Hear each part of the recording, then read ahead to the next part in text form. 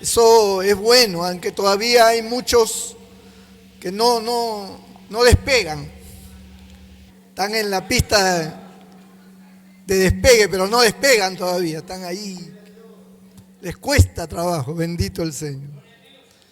Pero ya poco a poco las cosas irán cambiando. Gloria al nombre del Señor. Gracias te damos, Jesús. Estamos contentos de estar en la casa del Señor, hermanos.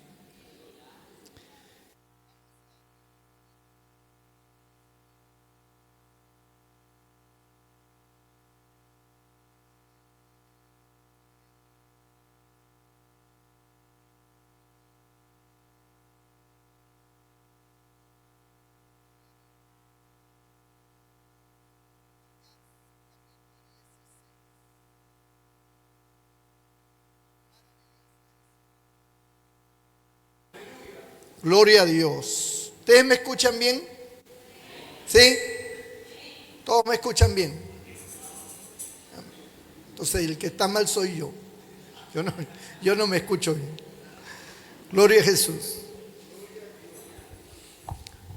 Tenemos todos Lucas, Evangelio de Lucas, capítulo 16. Y vamos a dar lectura desde el verso... Perdón, Lucas capítulo 15, desde el verso 29 al 30, con la bendición del Padre, del Hijo y del Espíritu Santo. Mas él respondiendo dijo al Padre: he aquí tantos años te sirvo, no habiéndote desobedecido jamás, y nunca me has dado ni un cabrito para gozarme con mis amigos. Pero cuando vino tu hijo que ha consumido tus bienes con rameras, has hecho matar para él el becerro gordo. Señor, bendiga su palabra, pueden sentarse. No deje de alabar y de bendecir al Señor. Está interesante esta palabra. Hoy quiero hablar de la meritocracia. Gloria al Señor.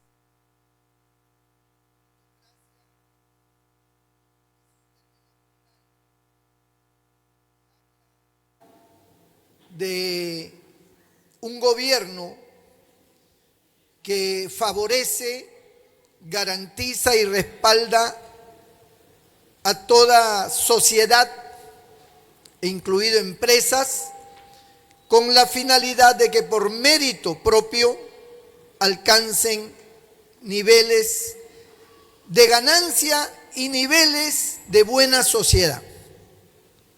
Sin embargo, cuando hablamos de mérito, estamos personalizando las cosas, haciéndolo individual. Es la persona que por inteligencia y esfuerzo tiene logros que son alcanzados por esfuerzo, por mérito propio. Entonces, mérito es cuando cada uno de nosotros logramos objetivos a través de nuestro esfuerzo, a través de nuestra habilidad, capacidad, mérito propio, bendito el Señor, o mérito personal, como algunos lo llaman. Y repito, meritocracia, todo lo que termine en cracia, para un poquito saber, todo lo que termine en cracia, no en gracia, sino con C, cracia, es lo que tiene que ver con el gobierno, el dominio, el poder. Por eso la palabra meritocracia, es decir, alcanzar logros por medio de un respaldo gubernamental. También tenemos aristocracia, que es el gobierno de los ricos, ¿no? Democracia, que es el gobierno del pueblo para el pueblo. Teocracia, que es el gobierno de Dios, que es en el cual estamos nosotros. Amén. La teocracia, el gobierno de Dios. Bendito el nombre del Señor. Ahora, nosotros vemos que en el mundo terrenal los méritos son importantes, porque los méritos son los que visualizan tu labor, tu esfuerzo. Ellos evalúan, la sociedad evalúa, la familia evalúa el esfuerzo de uno de los miembros de su casa, por decir, uno de sus hijos, ha estudiado y ha alcanzado entrar a la universidad. Es un mérito. Entrar a la universidad, no todos entran a una universidad que sea del Estado, porque hay que dar examen, hay muchos postulantes, pero tu hijo, tu hija ingresó y esto se le rinde el mérito debido. Fue por su esfuerzo, fue por su sacrificio, ¿no? Sus estudios, y esto trajo como consecuencia este logro maravilloso de entrar a la universidad. Luego culminan la universidad, otro mérito más. Bendito el Señor. Estamos bien, ¿sí? Gloria a Dios. Entonces, los méritos, los logros alcanzados, amados hermanos, son loables por la familia, por la misma persona que a sí mismo se felicita diciendo: lo logré, alcancé lo que quería, pude hacerlo. Entonces se siente feliz, se siente satisfecho de haber tenido ese logro. La familia se siente bendecida, feliz, porque ve a su hijo y a su hija alcanzar, ¿no? Llegó a ser profesional. Nosotros le respaldamos, pero es el mérito de él, de ella, que estudió, trabajó fuerte para lograrlo y lo alcanzó. Es una alegría grande, ¿no? Y así, dentro de la sociedad hay individuos, personas que destacan en las diferentes artes, materias filosóficas, de orden social, de letras, de lo que fuere, y destacan porque son descubridores de alguna medicina, son descubridores de algo, o han creado algo, han fabricado algo, han inventado algo, que les ha dado mérito, ¿no? Les ha dado mérito a tal grado que hay algunos que sin haber cursado una carrera han tenido el mérito honori causa, ¿no? Que se le otorga a aquellos que sin haber estudiado esa carrera se preocuparon por considerar, analizar y tuvieron logros extraordinarios que la sociedad les reconoce y les dan ese certificado de honor y causa, ese diploma, y es un reconocimiento a causa de su mérito, ¿no? A causa de su esfuerzo. Y así, entonces vemos personas que escriben libros, que han alcanzado el premio Nobel, que en fin, resaltan dentro de la sociedad, y la sociedad responde acreditándole el mérito a base de su capacidad, ingenio, sabiduría, inteligencia, etcétera, etcétera, esfuerzo, y se le reconoce ese mérito, ¿no? Entonces, esa es la forma en que humanamente nosotros vivimos. Buscamos siempre lograr cosas a través del esfuerzo. Y así es como se vive en esta sociedad y nos genera satisfacción, y es el logro más admirado por el que lo hace y por los que le ven. Así que ¿quién no quiere ser reconocido en una labor, ¿no? A veces en los centros de trabajo reconocen, dice, al trabajador de la semana, al trabajador del año, y todos lo aplauden, le dan un incentivo, hasta le aumentan el sueldo, o pueden a lo mejor brindarle un puesto mayor. Es que eso es lo que se busca. Se busca que las personas tengan mérito en la vida, alcancen logros en base a lo correcto, en base a su esfuerzo, ¿no? Así es este mundo. así se vive. Es difícil encontrar a alguien que aplauda o reconozca a alguien que es un ocioso, que no hace nada, a una persona que no trae ningún beneficio de nada, que más bien es una carga, que más bien es un parásito que absorbe la sangre, ¿no?, y los nutrientes de otros y no de él propio. Entonces, a estas personas pues no se les valora, más bien se les exhorta o simplemente se les deja de lado, porque dentro de este mundo así es la convivencia, así es la vivencia. Todos tenemos que tener méritos, tenemos que tener logros, y así funciona en este mundo. Cuando nosotros pasamos esta realidad al plano espiritual y tratamos de encontrar si es que también para ir al cielo es necesario tener méritos. Es la gran controversia de diferentes pensamientos y corrientes doctrinales. ¿Hay que tener méritos para ir al cielo? Y si hay que tener méritos, ¿qué clase de méritos tenemos que tener? ¿Cuál debería ser nuestro esfuerzo? ¿Cuál debería ser nuestro logro? ¿Qué tenemos que alcanzar en esta tierra para ser visibles a los ojos de Dios de que hemos hecho cosas y que por lo tanto merecemos un puesto en el cielo, un lugar en el cielo? ¿Es eso lo que la Biblia nos enseña a nosotros? Porque, por ejemplo, hay quienes dicen es que la fe sin obras es muerta. Lo dice la Biblia. La fe sin obras es muerta. ¿Tú tienes fe? Muy bien, demuéstrame tu fe por tus obras. Ah, no tienes obras. Ahora yo te voy a demostrar mi fe por mis obras. ¿No? Tú dices que tienes a Dios, demuéstramelo.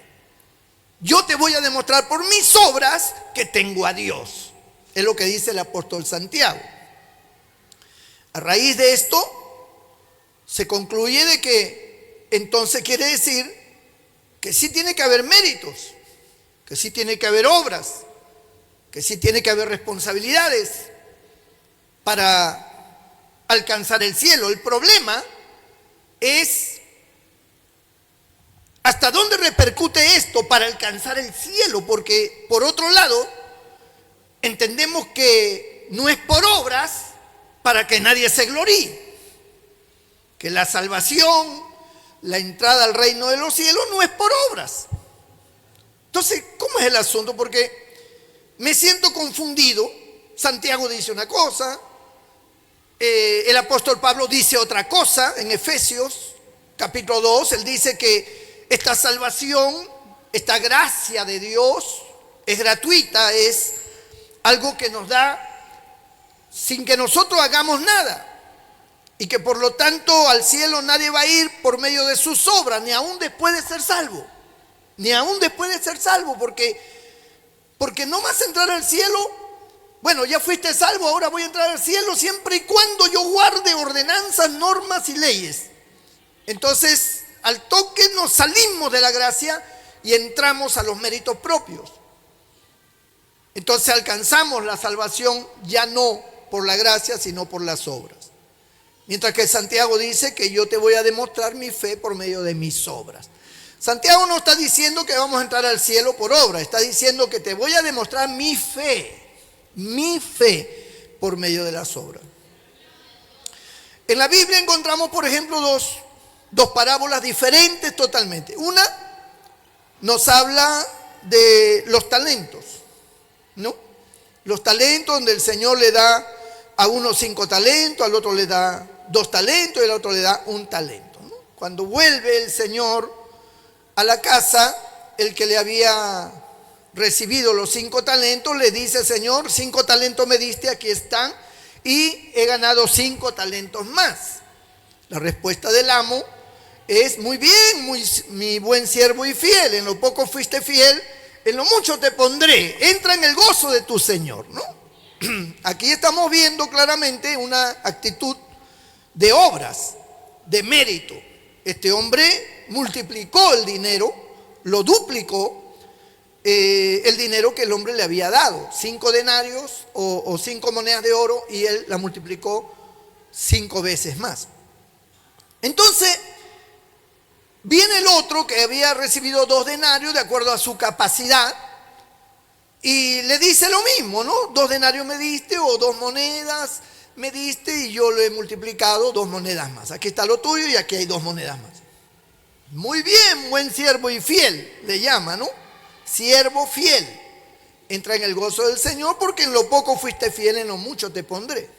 Pero el último, el que había recibido solamente 1 denario, dice que este hombre, cuando su amo le pide cuenta, dice: Señor, aquí está tu moneda, aquí está tu dinero, yo no lo he usado, cavé un pozo en la tierra, lo enterré y tuve miedo porque sé que eres un amo severo que cosecha donde no sembraste, y por lo tanto yo en ese temor preferí guardar tu dinero, así que no has perdido nada porque te devuelvo el dinero que me diste. ¿Cuál fue la respuesta del amo? El amo dice: siervo malo, por tu misma boca te juzgo. Sabías que era hombre severo, que cosecho donde no he sembrado, etcétera, etcétera. Debiste entonces, bajo ese criterio, haber entregado mi dinero a los bancos para que ganara intereses. Y hubiera yo ganado intereses durante todo este tiempo que he estado fuera. Por lo tanto, eres un siervo malo. Atadle de pies y manos y echadle en las tinieblas de afuera. Porque no fue fiel en lo poco. Entonces, esta parábola genera una connotación de que estamos percibiendo aquí que tiene que haber responsabilidad. Cuando Dios, porque las parábolas siempre son referentes a Dios, cuando Dios otorga, delega un beneficio, te da a ti la oportunidad de cumplir una responsabilidad, pues tienes que cumplirla. Porque Dios te la está dando y tienes que cumplir esa responsabilidad. Por lo tanto, Dios ve el mérito que tú has logrado. Dice la Biblia que todos atravesamos las mismas pruebas y que todos deberíamos, ¿verdad?, sobrepasar, lograr, a pesar de las pruebas, los objetivos, porque Dios no está ajeno a recompensar a aquel que se esfuerza, ¿no? Aquel que trabaja. Dios reconoce al que trabaja dentro de su obra. Entonces, nuevamente, es enfocada el tema de la responsabilidad, es enfocado el tema de que debe haber mérito propio, de donde uno debe tomar acciones conforme Dios nos los ha delegado, y no podemos estar ajenos esperando que la gracia de Dios solamente se encargue de todo y nosotros no hacemos nada. Pero por otro lado hay otra parábola. Hay otra parábola que habla de la viña del Señor, donde dice que un hombre rico contrató obreros para su viña. Y entonces les dijo: los voy a contratar por todo el día y les voy a pagar 1 denario por día a cada uno. Pasado el mediodía, vio un grupo de personas que estaban sin trabajo y les dijo: ustedes están sin trabajo porque no quieren trabajar en mi viña. Y entonces dijeron: sí, queremos trabajar. Muy bien, entonces los contrato, les voy a pagar 1 denario al día y entren a trabajar. Y después, cuando ya llegó la tarde, casi al final del día, vio también a otros que estaban sin trabajo y también los contrató. Cuando ellos eran contratados, los que ya estaban trabajando observaban que habían nuevos trabajadores que ingresaban. Al final del día, cuando llegó la hora del pago, dice la Escritura que el Señor comenzó a pagarle 1 denario a todos por igual. Los primeros pensaban de que los que habían llegado después no merecían cobrar 1 denario porque ellos habían trabajado desde temprano y estos habían llegado casi al último. Y no lo vieron justo que se le pagara un denario a todos por igual. Entonces le reclamaron al amo y le dijeron: no es justo, no nos parece justo que nosotros, que hemos soportado el calor del día, que estamos desde temprano, nos pagues un denario, y los otros que han llegado una hora antes de terminar el trabajo le pagues también un denario. Eso no es justo. Así lo veían ellos, así lo consideraban ellos, que no era justo, y dentro de una lógica humana, pues cualquiera podría pensar lo mismo. Pero el hombre responde y les dice: ¿en qué te estoy agraviando a ti? Yo no te estoy agraviando en nada. Yo quedé contigo en que te iba a pagar un denario por todo el día. ¿Cuál es el problema? Estoy dándote lo que hemos quedado, de acuerdo a cómo hemos pactado. Yo te ofrecí, tú me aceptaste y empezaste a trabajar. Ahora, si al otro que llegó una hora antes de que termine el día, a mí me da la gana de pagarle un denario, ¿cuál es tu problema? Porque es mi dinero, yo puedo hacer lo que yo quiera con mi dinero. Si yo quiero darle un denario, 5 denarios por un minuto de trabajo, ¿cuál es el lío? Yo a ti no te estoy agraviando, a ti no te estoy perjudicando, ¿no? Entonces, ¿por qué pensaban los primeros que era injusto? Porque dentro de la sociedad está el hecho de que todos debemos ser compensados de acuerdo a nuestra labor, de acuerdo a los méritos, de acuerdo al trabajo, de acuerdo a nuestras obras. Así es como nosotros lo vemos, porque bajo ese sistema de vida es que nosotros vivimos. Bendito sea el Señor. Entonces, ¿qué sucede? Cuando el amo le dice que yo puedo hacer lo que quiera con mi dinero, que a ti no te estoy agraviando en nada, está destruyendo ese concepto. El concepto de igualdad, el concepto de que debe haber justicia, porque se tiene que valorar el trabajo, se tiene que valorar lo que uno ha pasado en el arduo calor del día, ¿no? O sea, eso tiene que ser valorado, ¿no? Porque el sistema es así, debe ser igual. Si el mínimo está 1,000 soles, porque a mí me pagan menos y al otro que ha entrado recién, que conoce hasta menos que yo, le pagan 1,000 soles. O sea, no es justo, dicen, no es justo. Y tenemos ese criterio por la forma en que hemos sido educados, formados y criados dentro de las sociedades humanas. Así es como pensamos. Las parábolas tienen significados diversos porque la vida del hombre tiene muchas áreas, muchas áreas. Nosotros jamás podemos valorar a una persona por un aspecto de su vida. Generalmente lo hacemos. Nosotros vemos a una persona y si hizo bien lo aplaudimos y si hizo mal lo condenamos. O sea, miramos ese aspecto de su vida que puede equivocarse como puede actuar bien. Y de acuerdo a eso asumimos un criterio. Nos tomamos una idea de quién es esa persona por una situación que vimos en su vida y conceptualizamos que está bien o que está mal. Pero la vida en sí es muy compleja. La vida tiene muchas áreas.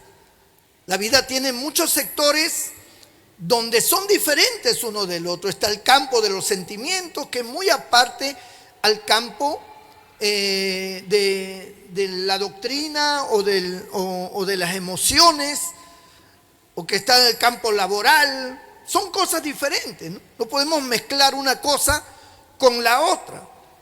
Pero sí, nosotros nos esforzamos que en cada una de las áreas podamos estar sobresalientes, ¿no? Entonces, todos nos damos cuenta, por ejemplo, nosotros los cristianos, que en nuestra vida espiritual hay muchos aspectos de los cuales nosotros somos victoriosos. Hay muchos aspectos y nos sentimos complacidos porque sabemos que en esa área somos fuertes, en esa área vencemos, en esa área el enemigo no puede con nosotros. Pero hay otras áreas, y cada uno tiene su forma. Lo dice también Santiago cuando habla de la tentación. Dice, cuando alguno es tentado, no diga que es tentado de parte de Dios, porque Dios no puede ser tentado ni Él tienta a nadie, sino que cada uno, dice, de su propia concupiscencia es atraído y seducido. ¿Qué está diciendo? Está diciendo que dentro de todas las áreas que nosotros tenemos, podemos tener un área débil. Y en esa área débil es donde el enemigo ataca. Y es allí donde nuestros deseos, nuestra concupiscencia, que son nuestros deseos, entran en una batalla, entran en una lucha. Y muchas veces vencemos y otras veces no. Entonces, cuando no se vence en esa área, el creyente se defrauda a sí mismo, se desalienta, se siente que no puede ser cristiano, porque en esa área no logró superar el objetivo de mantenerse fiel. Cedió a la tentación, cayó, dependiendo del grado de tentación que sea, como quiera, es igual. Entonces, la persona se siente triste, siente que ha ofendido a Dios, que no tiene ya cara para presentarse delante de Él, y que ahora qué va a hacer de su vida, no sirve para cristiano, y el enemigo lo ataca y le dice que es un hipócrita, que tú eres un mentiroso, que cómo eres cristiano así, y que no sé cuánto. Entonces él está analizando que no vale nada por un sector de su vida, pero él no está analizando que en otro sector, en la mayoría de los sectores de su vida, sí es fiel. Él es, por ejemplo, una persona que ama al Señor. Pedro, por ejemplo, amaba al Señor. Pedro tenía muchas irregularidades en su vida cristiana. Él tenía un defecto de impaciencia, no era tolerante, le molestaba mucho las acciones de los otros, estaba pendiente de lo que otros hacían y como él se metía en la vida, y eso le va a pasar a todo aquel que se mete en la vida de otro, pues se van a meter con él también. Van a reaccionar y van a atacarlo. Entonces él se sentía atacado, se sentía que también lo miraban con mala gana, ¿no? Porque tú ¿qué te metes en mi vida, ¿no? Tú vive tu vida, ¿y acaso me meto en la tuya? Pero Pedro era así, Pedro era el que se metía en la vida de otro, el que estaba juzgando al otro, el que estaba juzgando cómo se hacían las cosas, qué se hacía, qué no se hacía, que debería esto, que no debería lo otro, y ese era Pedro. Pero Pedro, a pesar de todas esas situaciones que él tenía, amaba a Dios. Él amaba al Señor. Y en realidad, él estaba dispuesto a dar su vida por el Señor. Solo que él no había medido la situación real. A veces, por ejemplo, nosotros medimos y decimos, bueno, yo estoy dispuesto a hacer lo que sea. Yo estoy dispuesto a dar mi vida, yo estoy dispuesto a hacer esto, yo estoy dispuesto al sacrificio, yo estoy dispuesto a lo que me digan, porque yo quiero agradar a Dios, ¿no? Entonces, estamos dispuestos en la teoría, porque de acuerdo a nuestro corazón, nosotros sentimos que amamos al Señor, y como amamos al Señor, pues tenemos ese deseo de agradarle en todo, y si es que me tengo que sacrificar, pues lo hago. Porque Dios se sienta bien y por la obra de Dios y por la iglesia y que todo marche bonito. Pero a la hora de la práctica, a la hora en que se presenta la realidad, donde verdaderamente vas a demostrar tu capacidad y tu deseo de hacer bien, ahí es donde muchas veces juegan muchas cosas en contra. A veces las circunstancias no son favorables, dice, pero yo prometí esto y ahora no puedo.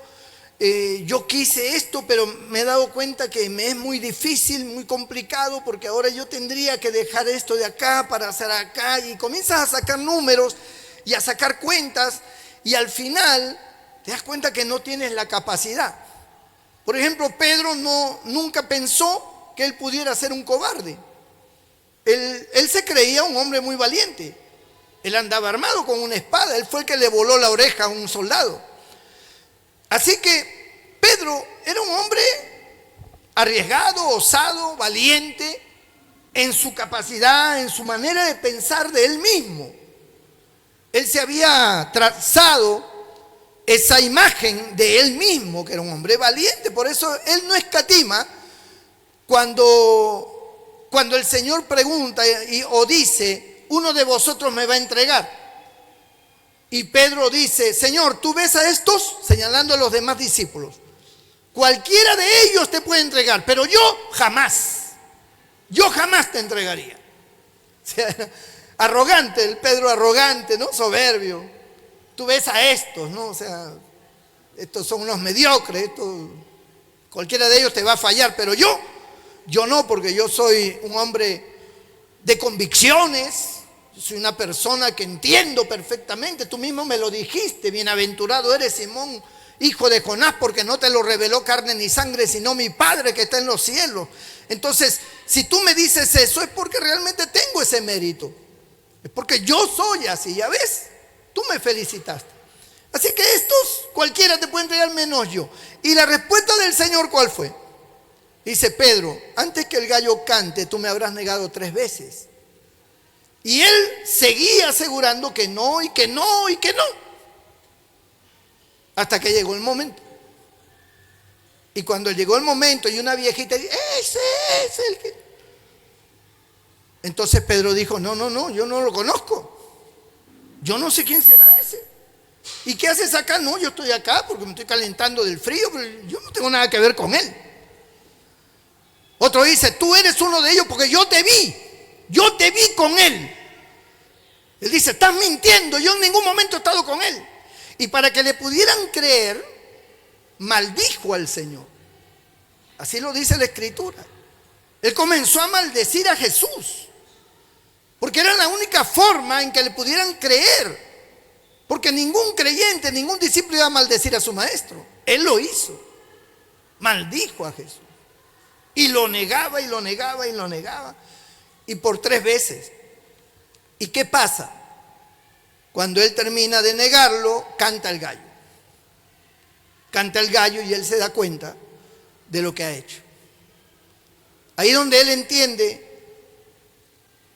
que la imagen que él tenía de él mismo no era cierta, que se había equivocado en su análisis, que él no era tan fuerte como parecía ser. Y eso creo que le ha pasado a todos. Nosotros hemos entrado al cristianismo llenos del amor de Dios, dispuestos a todo, hemos llorado, le hemos prometido muchas cosas a Dios. Hemos estado en las buenas y en las malas en la iglesia, contra viento y marea, luchando, saliendo adelante, siempre juntos, siempre unidos y ahí peleando la buena batalla. Pero ha llegado un momento en que tu enfrentamiento no ha sido victorioso. En un área de tu vida te has dado cuenta de que te equivocaste. Que no eres tan fuerte. Que parecía como que tú podías dominar las cosas, pero no fue así. Entonces te quebranta y te da impotencia el hecho de saber de que no puedes o no has logrado vencer en ese aspecto de tu vida. Y te sientes miserable, te sientes sucio, te sientes pecador, te sientes mal. Y estás fastidiado con tu propia vida. Por eso la Escritura dice, el que cree estar firme, mire bien y no caiga. Y Pablo lo está hablando porque conoce al ser humano y sabe de que por muy fuerte que pueda ser en un área, en otra puede ser débil. Y ahí te va a atacar el enemigo. No todos tienen las mismas tentaciones. No todos los hombres están detrás de las mujeres. No todas las personas son adúlteras. No todos son borrachos. No todos son drogadictos, no todos son homosexuales, no todos son ladrones. O sea, hay algunos. Por eso la Biblia dice, esto erais algunos, mas ya habéis sido lavados, ya habéis sido limpiados en el poderoso nombre de nuestro Señor Jesucristo. Esto erais algunos, dice la palabra. O sea, no todos tienen la misma tendencia y la misma debilidad. Cada uno tiene su propia batalla. Hay un área débil siempre en nuestro ser, con el cual batallamos y luchamos, por el cual el Señor, en su inmenso amor y bondad, nos está otorgando ciertas facilidades, ¿no? Nos está diciendo que cuando tú seas tentado, pues quiero que sepas, te dice el Señor, que en el momento de ser tentado, el Señor también te dará la salida. Juntamente con la tentación vendrá la salida. O sea, tendrás un escape, tendrás una salida. Entonces tienes que estar al tanto de cómo puedes vencer, de cómo puedes salir de esa situación. También te dice que si te sientes débil, ¿no? Que si te sientes como que te faltan fuerzas, Él dice: venid a mí, todos los trabajados y cargados, que yo os haré descansar. Él dice: acercaos confiadamente al trono de la gracia para hallar oportuno socorro. Entonces, las promesas de Dios nos brindan a nosotros ayuda, es nuestro soporte. La oración es una de las formas en las cuales nosotros podemos salir de nuestras debilidades, de nuestros fracasos. Es ahí donde confesamos, es ahí donde Dios nos da la victoria. También la Biblia dice que si alguno hubiere pecado, abogado tenemos para con el Padre, a Jesucristo el justo. Él es la propiciación por nuestros pecados. No existe en el panorama bíblico un hecho condenatorio donde Dios apunte con su dedo a tu persona y te diga: tú no sirves para nada, tú no vales como cristiano, tú no tendrás otra oportunidad, tú eres un fracasado, tú eres del diablo y no sé cuánto. Jamás encontrará usted en la Biblia un dedo amenazador y acusador de parte de Dios, al menos no en el Nuevo Testamento. En el Nuevo Testamento la gracia de Dios tiene que ver mucho, en particular, con el perdón. El perdón es manantial que brota de Dios para todos nosotros. Siempre Dios nos está perdonando. Y creo que si no nos equivocamos, todos los días le estamos pidiendo perdón por algo. Entonces, el manantial de la gracia brota y cubre, ¿no? Entonces, acá viene la situación. La situación es que en medio de esta condición en que estamos como seres humanos débiles, donde Dios por su gracia nos ha rescatado, nos ha dado una nueva vida y nos está perfeccionando, que es un periodo paulatino, ¿verdad? Donde tiene un principio y tiene un final. El principio es que somos ahora nuevas criaturas, creados según Dios a su imagen, y que estamos siendo perfeccionados para llegar a la estatura de la plenitud de Cristo, de tal manera que en ese proceso, en ese periodo de aquí hasta acá, el viejo hombre sea totalmente derrotado y crezca el nuevo hombre creado según Dios. Bendito sea el nombre del Señor. En ese proceso es el tema en el cual nosotros estamos siempre con la consigna en nuestra mente de que si fallamos, ¿qué va a pasar? ¿Qué va a suceder si en este transcurso de aquí le fallo a Dios? ¿Qué va a pasar? ¿Ya no puedo seguir? Sí, Dios siempre nos va a dar la oportunidad ante el principio del arrepentimiento sincero. El arrepentimiento sincero te otorga nuevamente la posición que habías perdido. Te devuelve, ¿no? Por eso dice la Biblia que el que habita al abrigo del Altísimo morará bajo la sombra del Omnipotente y que lo pondrá sobre una roca en alto, ¿no? Porque esa es la consecuencia. Cuando buscamos a Dios, cuando nos refugiamos en Dios, cuando le pedimos perdón por algún fracaso espiritual, Dios nos devuelve la confianza y nos pone nuevamente en el lugar para seguir trabajando y seguir avanzando, ¿no? Eso es lo que hace Dios, muy a diferencia de lo que nosotros podamos pensar de las personas. Porque en la iglesia alguien le falló a Dios, alguien se equivocó, alguien hizo algo indebido y automáticamente nosotros lo condenamos ya para siempre, ¿no? Te quedas tres años de disciplina y allí en el último lugar y no tomas parte en nada y allá estás. Hasta que veamos, no Dios, sino nosotros, veamos que estás arrepentido, ¿no? O sea, nos ponemos en un plano divino y entonces decimos, hasta que yo no vea que tú nuevamente has surgido, pues yo a ti te voy a tener excluido todo el tiempo. Te voy a tener excluido.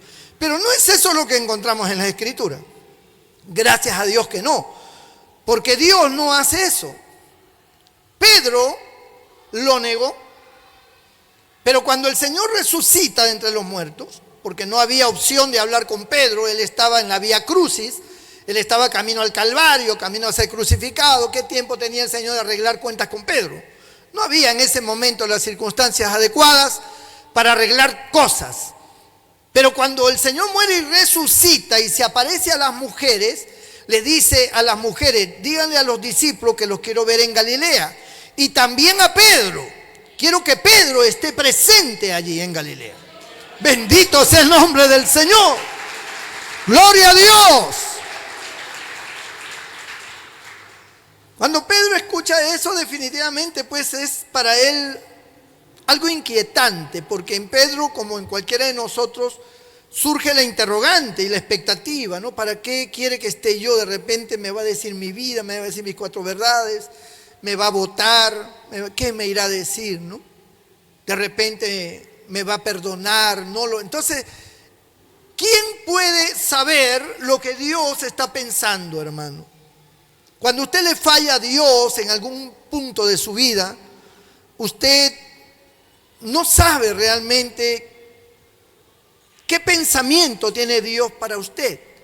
Pero cuando usted va a las Escrituras, usted va a encontrar ese verso maravilloso que dice, porque pensamiento de bien tengo sobre vosotros y no de mal. O sea, los pensamientos de Dios siempre son buenos, siempre son benignos y siempre son en favor de nosotros. ¡Aleluya! ¡Gloria a Dios! ¡Qué maravilloso es Dios! Esa es lo que se llama la gracia. Es la gracia. A Dios le rodea su gracia. De Él emana la gracia, el perdón. Entonces, cuando Pedro llega a la reunión, el Señor comienza a dar ordenanzas de ir y predicar el evangelio a toda criatura y que no sé cuánto, y que el que creyere y fuere y no será condenado, y etcétera. Bueno, el tema es que luego dice, bueno, muchachos, por favor, retírense porque quiero hablar con Pedro. Yo quiero hablar con él. Yo tengo una cuenta pendiente con él. Y se quedan Pedro y el Señor, los dos solos. Los dos solos se quedan ahí. Y el Señor le dice a Pedro, Pedro, ¿me amas? Qué pregunta, ¿eh? Usted acaba de fallarle al Señor. Usted está enfermo de la acusación del diablo, de su propia conciencia. Siente que todo se ha derrumbado, que ya Dios no lo ve con buenos ojos. Usted está allí y de repente Dios le dice, ¿me amas? ¿Y qué dijo Pedro? Sí, Señor, te amo. Pues apacienta mis corderos. Y volvió otra vez. ¿Me amas, Pedro? Pedro lo mira triste, ¿no? Señor, tú lo sabes todo, tú sabes que te amo. Apacienta mis corderos. Y por tercera vez, están los dos solos. Le dice, Pedro, ¿me amas? Señor, tú lo sabes todo. Tú sabes que realmente te amo. Y empezó a llorar Pedro. Porque no sabía cómo decirle que realmente lo amaba. Y el Señor le dijo, pues apacienta mis ovejas. Pero cuando el Señor termina este diálogo con él,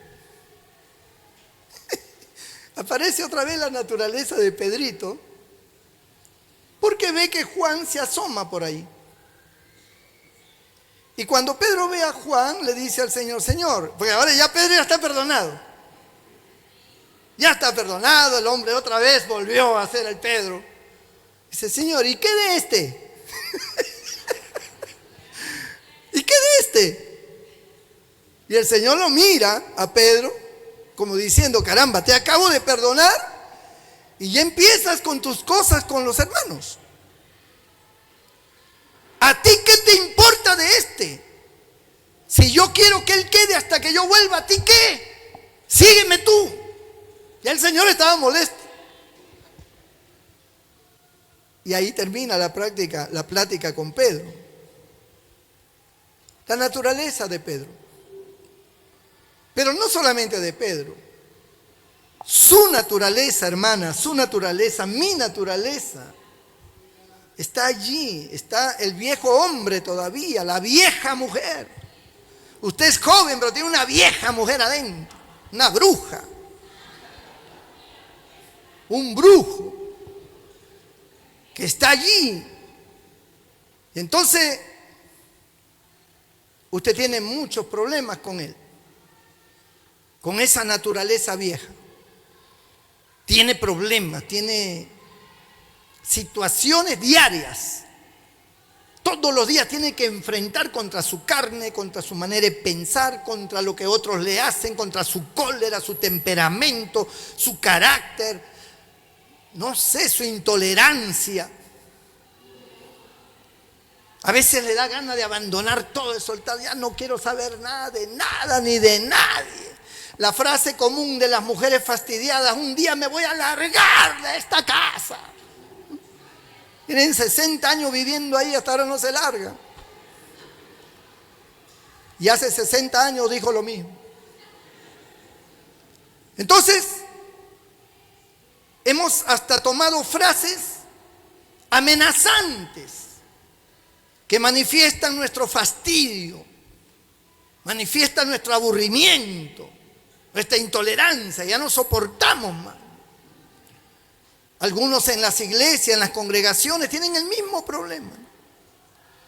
El mismo problema, igual, no toleran a la hermana, no toleran al hermano, o sea, les fastidia ya. Esta hermana todo el tiempo, no sé, parece como que se me hubiera prendido, solamente de mí habla. ¿Por qué no se mete con su abuela? ¿Por qué no se mete con otro? Entonces, viene el fastidio.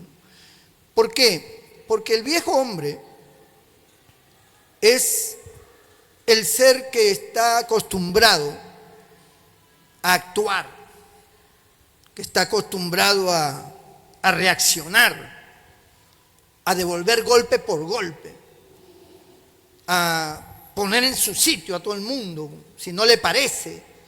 O sea, el viejo hombre, el temperamento, el carácter es muy fregado. Y esto hace que uno tenga una batalla, ¿no? Y yo me imagino la cara de Pedro, y vuelvo a poner a Pedro de referencia, la cara de Pedro cuando el Señor le contestó a su pregunta que si él tenía que perdonar hasta 7, y el Señor le dijo, no Pedro, hasta 70 veces 7. O sea, me obliga a perdonar. No quiero perdonar. Porque hay gente que verdaderamente, hermano, son para darle y voltearle la cara como el exorcista. Pero uno tiene que aprender a ser tolerante, a ser paciente y encima a amar. Tienes que aprender a amarle, así como es, así como está. Tienes que aprender a amarle. Y tu amor no puede estar reflejado con reproches, con condenaciones, con exhortaciones, que tú eres así, que tú eres así. Y te lo digo porque te amo. Le ha dicho 40 cosas y te digo porque te amo. ¿Qué amor es ese? Mejor no me ames, hermano. Ódiame, por piedad yo te lo pido.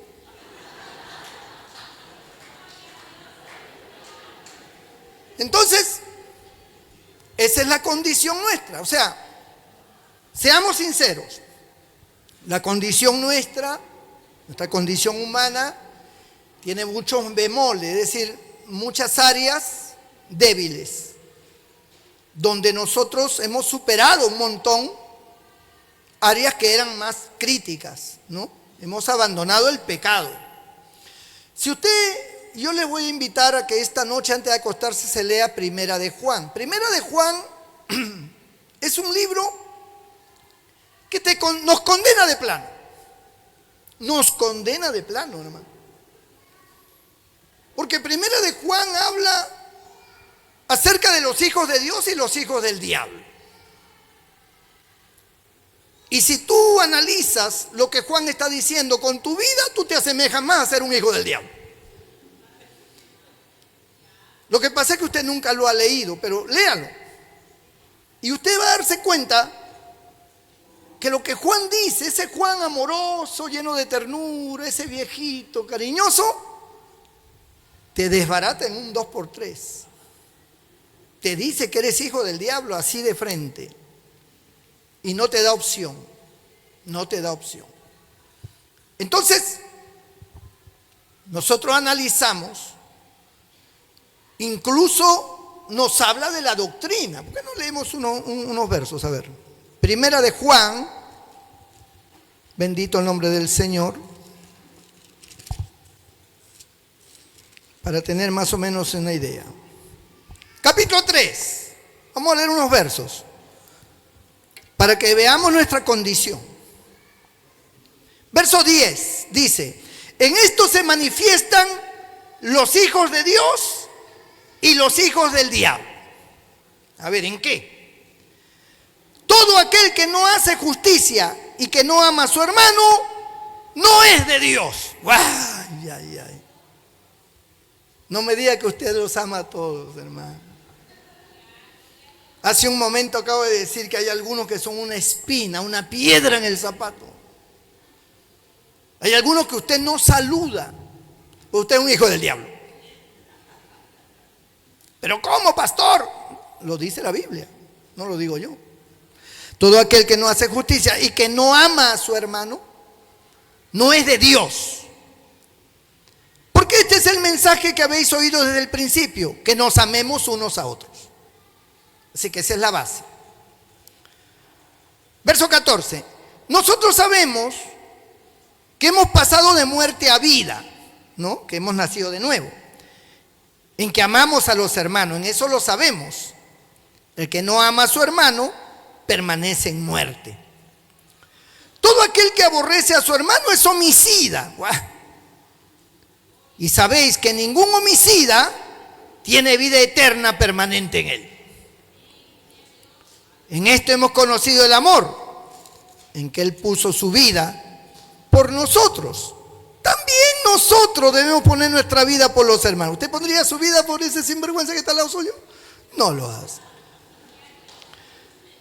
Pero el que tiene bienes de este mundo y ve a su hermano tener necesidad y cierra contra él su corazón, ¿cómo mora el amor de Dios en él? Hijitos míos, no amemos de palabra ni de lengua, sino de hecho y en verdad. Verso 22. Y cualquiera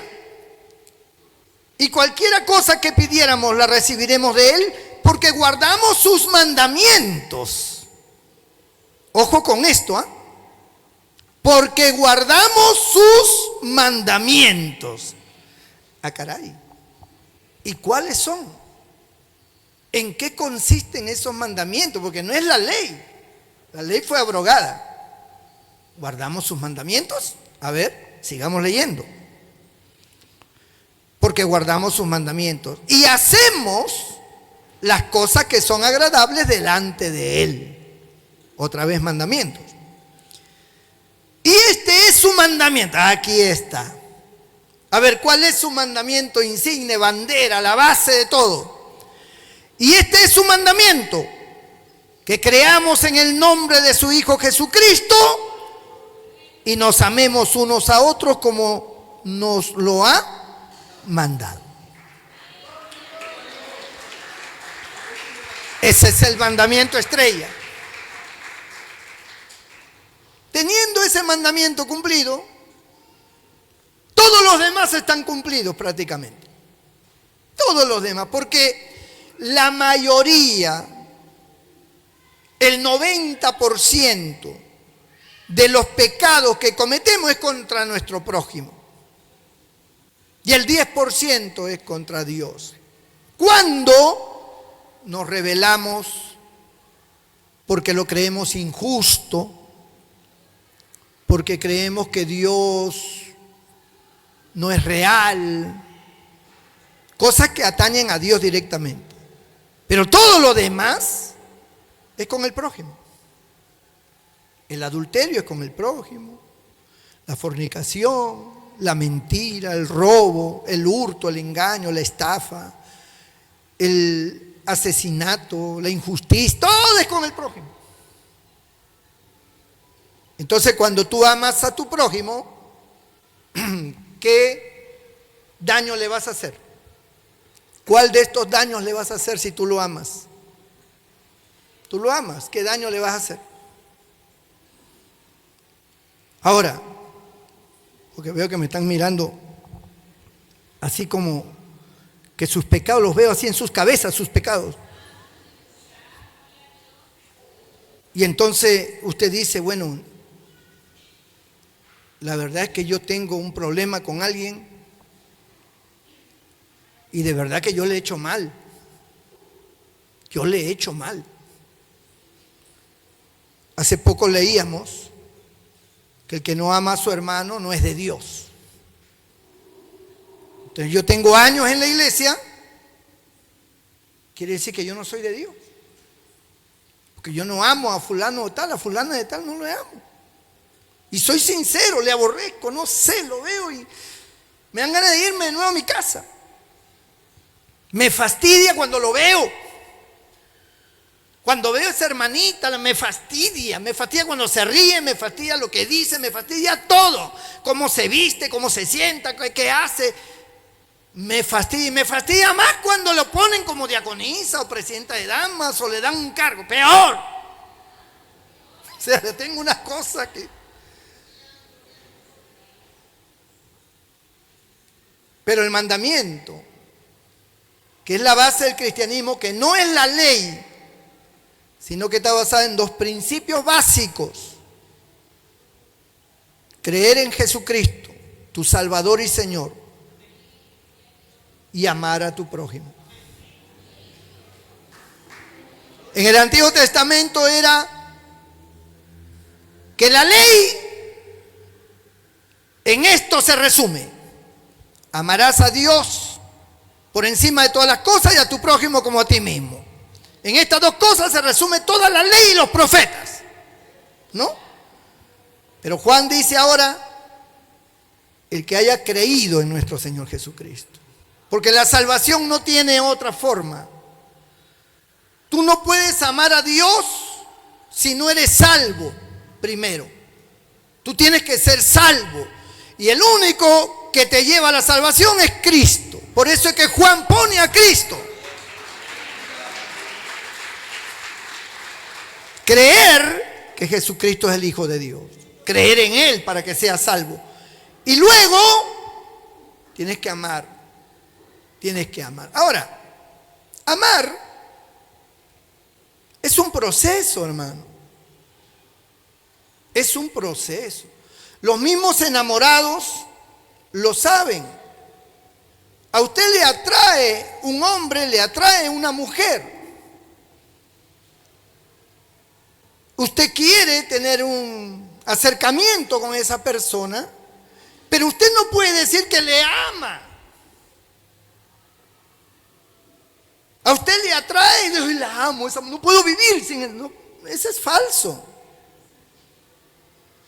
De repente, esa atracción se puede desfigurar con una acción de ella o con una acción de él y te sientes defraudado.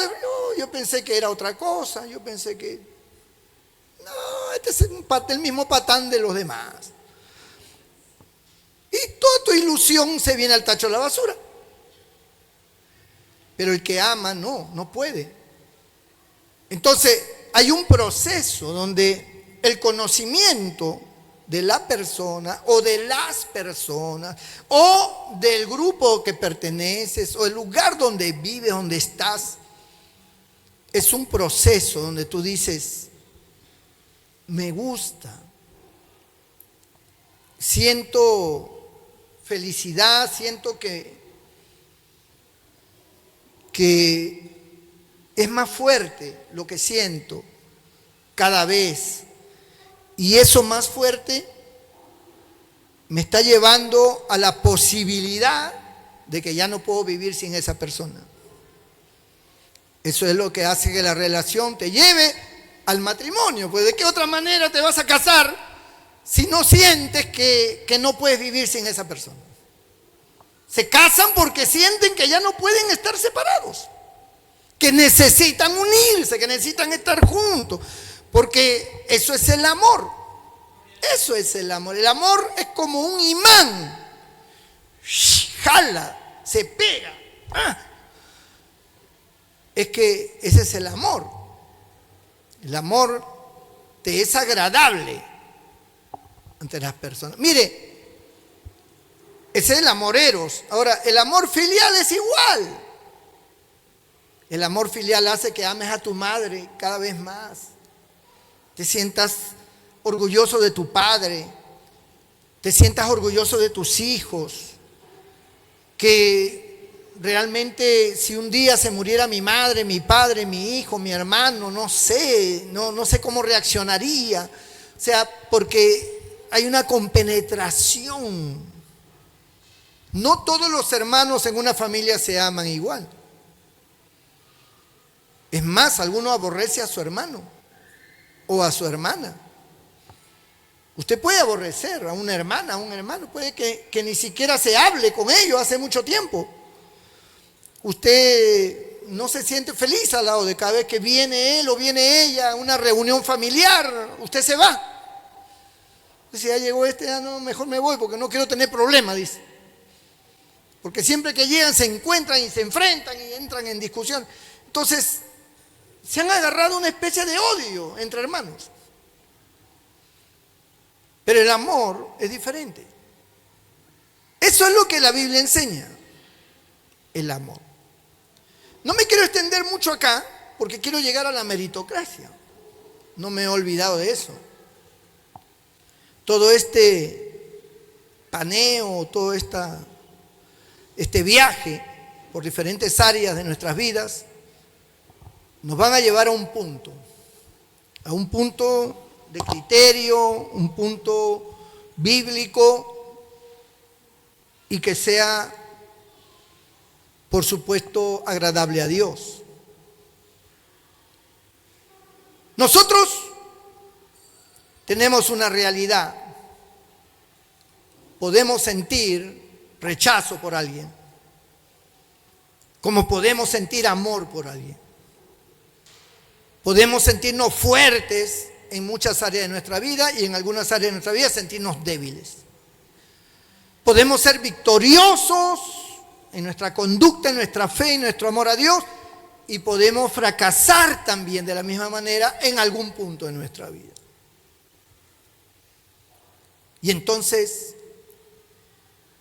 no sabemos exactamente si este tipo de conducta, de la cual es real en nosotros, nos esté llevando a tener que hacer cosas para que Dios se agrade de nosotros, o simplemente tengo que amarlo, aprender a amar a Dios para que Dios se agrade de mí. ¿Qué es lo que tengo que hacer? Esa fue la pregunta de aquel hombre ante Cristo cuando le dijo, ¿qué he de hacer para ser salvo? Este hombre no sabía, no estaba seguro, ¿cómo puedo ser salvo? Pues guarda los mandamientos, le dijo el Señor. Todo lo he guardado desde niño. Él quería una aprobación. ¿No es eso lo que buscamos nosotros también, una aprobación? Nosotros queremos que Dios nos apruebe. Queremos sentirnos aprobados para que no tengamos ningún vestigio de mala conciencia. Y este hombre, este muchacho dijo, todo esto lo he guardado desde niño, o sea, en ese principio estoy bien, dijo. Y el Señor le dijo, pues una cosita pequeña te falta. Porque este muchacho era rico. Vende todo lo que tienes, repárteselo, regálaselo a los pobres. No dice haz negocio, no, regálalo y luego me sigues. Y ahí fue donde él se dio cuenta de que no, me voy a la condenación, pues, ¿qué voy a hacer? No puedo. ¿Alguna vez, aquí entre nos, hermano, alguna vez usted en su mente, en su corazón, cuando sabe que ha tenido que tomar una medida o tiene que tomar una medida para agradar a Dios, pero que no está acorde con sus deseos, usted no ha dicho igual? No puedo. Señor, tú sabes que yo no puedo. Pídeme cualquier cosa, Señor, menos eso. Por ejemplo, el Señor te dice, tienes a alguien que no te conviene. Tienes que dejarlo. No puedo.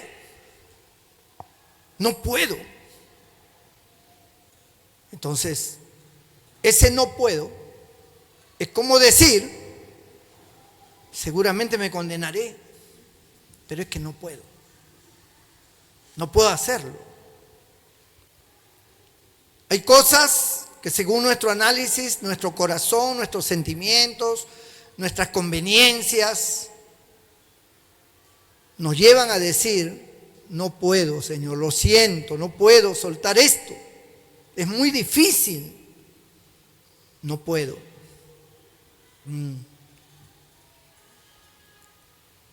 No se sienta mal,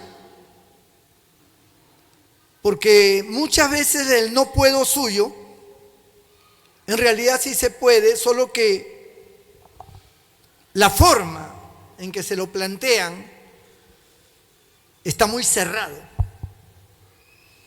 Por eso cuán importante es conversar con un pastor.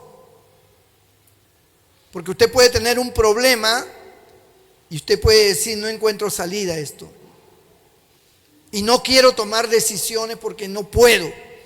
Pero cuando usted conversa con un pastor, el pastor le va a entender cuál es su problema y le va a ayudar, le va a decir, mira, es verdad que esto está complicado, pero siempre hay una salida, siempre hay esto, se puede hacer esto otro.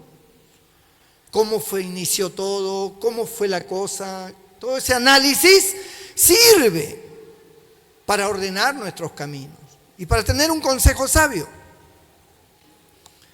Pero la mayoría no lo hace. La mayoría quiere resolverlo a su manera y no sabe cómo.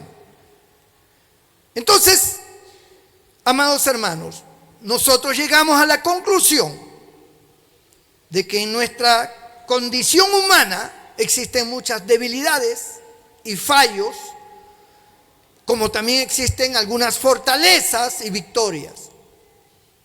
¿Qué hacer? ¿Cómo llego al cielo en esta condición? Entonces llegamos a este capítulo 15 de Lucas, que nos habla del hijo pródigo, y donde hay aquí una conversación entre el hijo mayor y su padre. El hijo mayor está indignado contra su hermano porque él ha malgastado los bienes que su padre con tanto sacrificio adquirió y que sin merecerlo se lo dio, y lo ha malgastado con prostitutas, con rameras, y ha venido nuevamente a la casa y tú has hecho fiesta y has matado el becerro gordo. Y eso para mí no tiene ni lógica, ni pie, ni cabeza. Porque no es posible que tú prácticamente elogies y le des triunfo a una vida miserable que ha llevado mi hermano. mientras que yo toda mi vida te he servido. Y tú nunca has hecho fiesta ni me has permitido matar un cabrito para gozarlo con mis amigos. O tú has matado alguna vez un becerro gordo para mí. Y yo todo el tiempo te he sido fiel, todo el tiempo he trabajado para ti, todo el tiempo. Entonces el hombre era de la clase de creyentes que entienden que para tener la gracia de Dios, tener el beneficio divino, hay que hacer méritos, hay que trabajar, hay que lucharla, hay que hacer el bien, no hay que pecar, no se puede cometer fallos, no puede haber debilidades, diga el débil fuerte soy, y que no sé cuánto, y que la vida tiene que ser perfecta. Y si a mí mi padre le hace fiesta a mi hermano que es un pecador y lo honra, entonces ¿dónde está la justicia?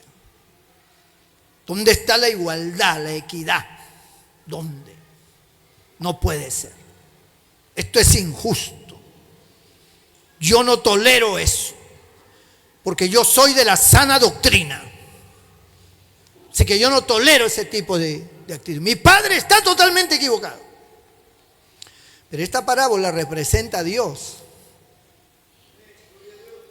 El padre le responde con suavidad. El padre le dice: hijo mío, tú siempre estás conmigo y todas mis cosas son tuyas. Miren que el padre no está negando el argumento del hijo. El hijo dice: yo toda mi vida he trabajado para ti. Y cuando el padre dice todas las cosas son, es verdad que todo esto es mío, eso es una verdad, y has trabajado para mí, todas estas cosas son mías, pero también son tuyas. Todas mis cosas, de las cuales tú has trabajado para mí, también te pertenecen, porque tú vives conmigo, tú estás conmigo. Tú deberías estar contento, porque tú eres mi sucesor. Pero era necesario hacer fiesta y regocijarnos, porque tu hermano muerto era y ha revivido, se había perdido y ha sido hallado. Eso está por encima de todo lo demás que no tiene nada que ver. Este es un acto de amor, un acto de bondad hacia tu hermano que estaba perdido. Ahora, el padre nunca fue injusto porque el padre nunca lo buscó. El padre sabía dónde estaba, porque si el hijo mayor lo sabía el padre. Él ha malgastado con ramera, así que él tenía que haber sabido en qué lugar era. Pero el padre nunca fue a buscarlo. Fue el hijo arrepentido el que regresó. Y el padre vio su arrepentimiento. No soy digno de ser llamado. El padre lo abraza. Y le da otra vez la posición de hijo, porque le pone un anillo en su dedo, calzado en sus pies, le ponen vestiduras limpias, lo asean, se sobreentiende. Y luego hace fiesta y manda a matar el becerro gordo, en una algarabía de que su hijo había regresado a él. Era necesario hacer fiesta. Ahora, ¿en cuál de las dos posiciones estamos nosotros? Porque nosotros acentuamos, de acuerdo al criterio y a la formación humana, de que en esta vida todo tiene que tener mérito. O sea, si tú tienes una casa, tiene que ser por mérito, pues por esfuerzo, por sacrificio. Nadie te va a regalar. Si tú quieres que nadie te regale, hazlo, cómprate tú la casa, el terreno, trabaja y obténlo. Hazlo por mérito propio. Esa es la idiosincrasia nuestra, así nos han formado toda la vida. Y llevamos esto al campo espiritual, lo metemos en la iglesia y en la iglesia apuntamos a lo mismo, que el que no guarda los mandamientos del Señor no puede ser cristiano y que no sé cuánto y que aquí. Y entonces nos predican una vida perfecta, una vida moralista, una vida sin fallos, sin debilidades, sin fracasos. Pero yo pregunto, amado hermano, ¿quién de ustedes jamás ha fracasado en algo? ¿Quién no ha fracasado en algún aspecto de su vida espiritual en algún momento? Todos. La Biblia lo dice. Todo aquel que dice que no tiene pecado le hace a Dios mentiroso y la verdad no está en él. Lo dice la Biblia. Pero Dios no se queda allí. Dios no se queda que eres un mentiroso y que no sirves para nada. Dios inmediatamente saca el río de la gracia para que tengas oportunidad y nos pone un abogado que es Cristo y nos da la oportunidad de entablar otra vez comunión con Él a través del arrepentimiento. Si usted analiza toda la Biblia, el único llamado que Dios hace a los hombres es al arrepentimiento. En ningún momento Dios le dice, haz esto y esto y esto y alcanza el cielo. No puedes alcanzar el cielo por tus obras. Cuando Santiago dice, la fe sin obras es muerta, está diciendo, todo aquel que está arrepentido, todo aquel que está en comunión con Dios, no puede quedarse sin obras. Porque el amor a Dios y el amor a su prójimo lo obliga a ser generoso, a ser bondadoso, a ayudar, a tener compasión, a hacer algo por los demás, a hacer algo por su familia, a amar a su esposa, a sus hijos, a cuidarlo, a protegerlo, a trabajar por ellos. Esas son las obras como consecuencia de esa comunión que tienes con Dios. De esa fe verdadera. La fe sin obras es muerta. O sea, el que no tenga ese acto, esa reacción por el amor que siente a Dios y por el amor que Dios le ha dado para su prójimo, donde está su familia y toda su parentela, el que no tenga una reacción de amor, pues no tiene fe, no es de Dios, está en nada. ¿Quiénes éramos nosotros antes? Éramos gente mezquina, orgullosa, soberbia. No todos, pero la gran mayoría. No nos interesaba a nadie. Es como decimos nosotros, somos casa sola. Yo como y comió todo el mundo. No me importa si el otro no comió, no lo sé. No me interesa. Yo vivo de mi trabajo, a mí nadie me da y por lo tanto yo no tengo que meterme con nadie ni tengo que ayudar a nadie. A mí nunca nadie me ayudó, yo me hice solo, me hice hombre, me hice mujer y punto. Ese era el criterio que teníamos nosotros porque entendíamos que lo que habíamos logrado con tanto esfuerzo no debíamos regalarlo así nomás como cualquier cosa. Pero Dios, cuando nosotros nos convertimos a Él, nos hizo ver que no siempre las cosas son así. Que va a llegar un momento en que tú tienes que extender tu mano, en que tú tienes que dar, porque más bienaventurada cosa es dar que recibir. Y también nos enseña que el que hurtaba no hurte más, sino trabaje con sus manos para que tenga que compartir con el que padece necesidad. ¿Para qué comparta? Porque la vida nuestra es un compartir, no es un derroche, no es que regalas, es un compartir. Es un compartir de amor. ¿No tienes eso? Tu fe sin obras está muerta. Pero al cielo no te vas a ir por eso. Esa es una consecuencia, hermano. Es como la consecuencia de que tú prendes el fuego y tú estás aquí y en la medida que tú te acercas, la reacción misma del calor te hace sentir el calor más fuerte. Y si te acercas más fuerte, y te quemas. Esa es la consecuencia de acercarse al fuego. O sea, todo efecto tiene una causa. ¿Cuál es la causa en la vida espiritual? Dios.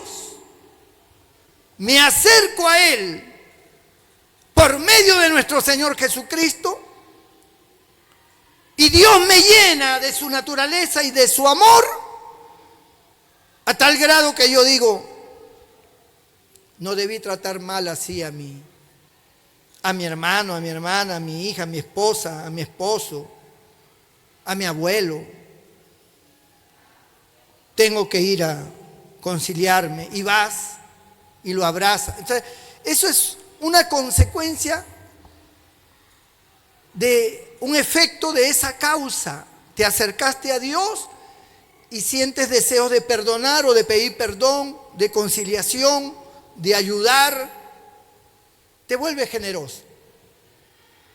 Es una consecuencia, son las obras como consecuencia.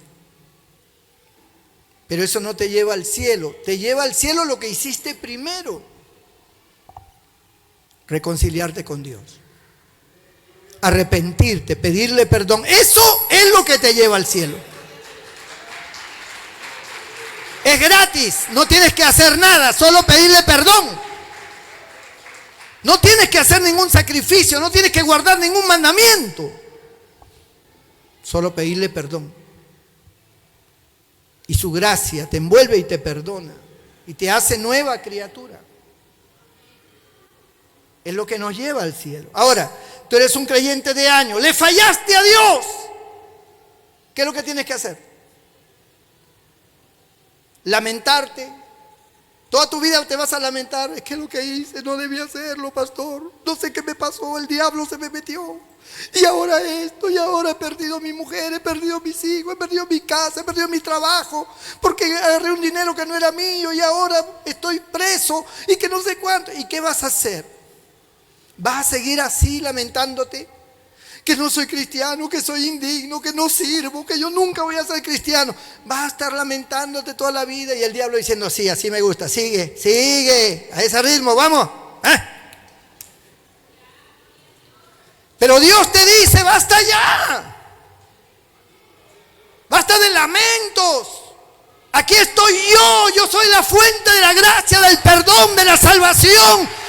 Venid a mí los que estáis cargados, atribulados.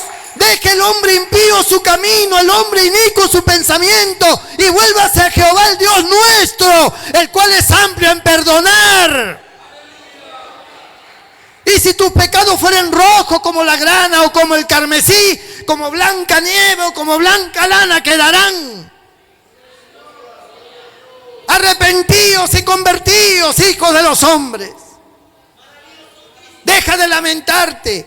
Deja de decir, yo nunca seré cristiano, yo nunca podré, porque te equivocaste. ¿Quién no se ha equivocado? ¿Quién no ha fallado? ¿Quién no ha pecado contra Dios en algún momento? ¿Quién no ha hecho algo indebido, hermano? Levante la mano si hay alguien que nunca hizo nada para decirle mentiroso en su cara.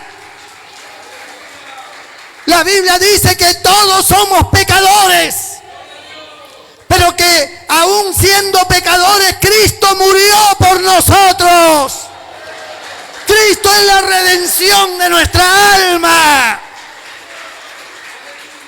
No es por tus méritos, es por la gracia de Dios.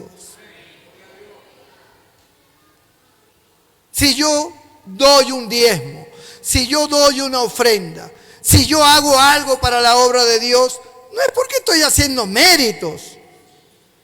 Es el resultado de un agradecimiento en mi corazón para aquel Dios tan bueno que me rescató, me salvó y me dio lo que nunca tuve. La paz, el gozo, la felicidad que nunca tuve. Dios me la ha dado, eso no tiene precio. ¿Crees que miserables 100 soles van a darte a ti, la entrada al cielo? Por favor. Esto es un acto de agradecimiento.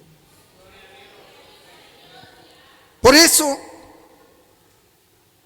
cuando tú te sientas tentado, cuando te sientas que a lo mejor fallaste en algo, no le des lugar al enemigo. El enemigo es mentiroso. Él dice, no hay salvación para ti. Nunca le hagas caso. Siempre di, el Señor dice en su palabra, 7 veces cae el justo, 7 veces Jehová lo levanta. Y yo me levanto otra vez. Yo voy a ir a mi Señor y le voy a confesar mi pecado y le voy a pedir perdón. Y yo sé que su sangre me va a limpiar, porque ahí está la fuente de la gracia, del perdón, todo el tiempo, todo el tiempo, todo el tiempo, sin parar, a través de los años, de los siglos. Ahí está esa fuente de gracia, y todo el que viene a esa fuente y se baña en esa sangre de Cristo, todo aquel que se baña en ese amor de Dios, sale nuevo, sale limpio, sale restaurado, hace matar el becerro gordo y hay fiesta en el cielo por un pecador que se arrepiente. Entrégale tu corazón y Él te renovará otra vez y te levantará otra vez. Nunca estarás perdido, siempre el Señor está ahí. Yo quiero orar por ti en esta hora. Inclina tu rostro y cierra tus ojos ahí donde estás.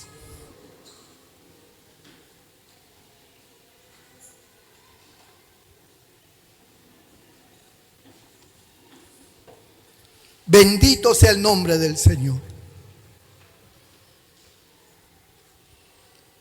Si hay alguna vida que diga, pastor, quiero acercarme a mi Señor, quiero pedirle perdón, quiero que me restaure, quiero que me perdone, quiero que me limpie, quiero servirle a Él. No importa lo que hayas hecho, hermano y hermana, no importa. Dios ni siquiera lo mira. Dios no está mirando lo que has hecho. Dios lo que está mirando es tu corazón. Si estás dispuesto o dispuesta a acercarte a Él, a pedirle perdón, a venir al trono de su gracia, yo te invito en esta hora a que vengas a Él. Solo tienes que levantar tu mano ahí donde estás y yo haré una oración por ti. Dios te bendiga, Dios te bendiga, Dios te bendiga, Dios te bendiga, Dios te bendiga, Dios te bendiga. Muchas manos se levantan. Dios te bendiga. No hay nada más lindo que eso. Confiadamente, tú sales hoy perdonado de este lugar. Tú sales perdonado, tú sales renovado, con vestiduras blancas, con toda la bendición del cielo, con toda la ayuda y respaldo de Dios. Gracias a los méritos de nuestro Señor Jesucristo, que derramó su sangre en la cruz por nosotros. Todo el que levantó su mano, póngase de pie ahí donde está.